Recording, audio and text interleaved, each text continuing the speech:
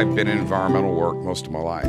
I love doing outdoor things. I got into woodworking about 25 years ago. I always try to figure out a way to recycle the material instead of filling up our landfills. Well, I actually had a wooden fence that I had installed, but I noticed after 3 years, it wasn't falling apart, but it definitely needed some love and care.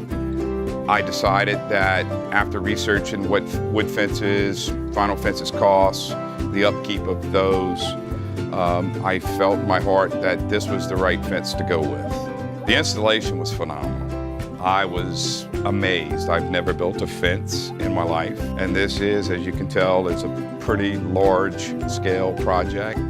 And once I had the post in the ground, the bottom rails put on, it was a piece of cake. It really was. With the help of a couple of friends to hand me pieces, I was able to do this flawlessly.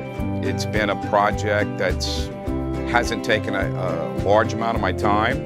I've done it on the weekends, and I think it took me about 4 weekends total to put together over 500 linear feet of fence. And I do think in 10 years, 15 years, 20 years from now, it is gonna more than pay for itself.